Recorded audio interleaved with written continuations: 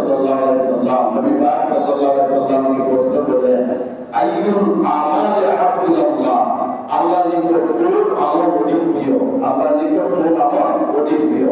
আল্লাহ রাসূল সাল্লাল্লাহু আলাইহি সাল্লাম ফরমান, কালা আসসালাতু আলা ওয়াক্তিহা, আবার রাসূল ফরমান, সময় মতো নামাজ আদায় করা। সময় মতো কি করা? নামাজ আদায় করা। নামাজ সম্পর্কে উদাসীন হওয়া যাবে না, নামাজের সময় সম্পর্কে গাফিল হওয়া যাবে না। যেমনি করে নামাজ পড়া ফরজ, তেমনি করে ওয়াক্ত ছিল ফরজ। নামাজ যেমন ফরজ, ওয়াক্ত ছিল কি ফরজ, ওয়াক্ত জানতে হবে। এজন্য আমার হাবিব সময়ের প্রতি গুরুত্ব দিয়েছেন যে ওয়াক্ত মতো সালাত আদায় করা। আল্লাহ হাবিব সাল্লাল্লাহু আলাইহি ওয়াসাল্লাম বলেন, সুম্মা আইয়ু, ও কালা, তারপরে উত্তর হলো সুম্মা ফিরু ওয়ালাদিন মাবারাকাত মওত। সুবহানাল্লাহ বলি, আবার দিয়ে সুবহানাল্লাহ বলি।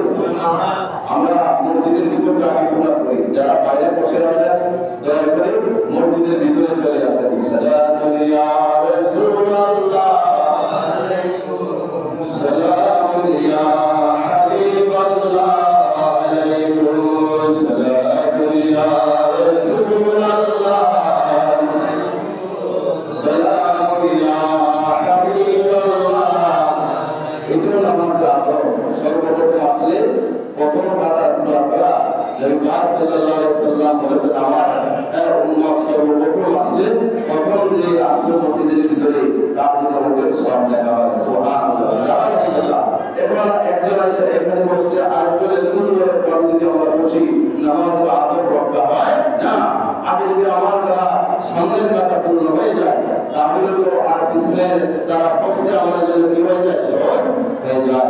আমরা এই জন্য খেয়াল রাখবো, সর্বপ্রথম মসজিদে এসে আমরা সামনের যে জায়গাগুলো সঠিকভাবে আমরা পূরণ করে নেব। আল্লাহ যেন আমাদেরকে কবুল করে সহযোগী। আমিন।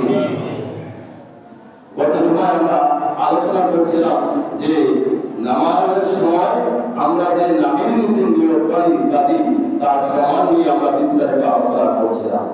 আজকে আমরা আলোচনা করব যে যখন ইমাম সাহেব সূরা ফাতিহা শুরু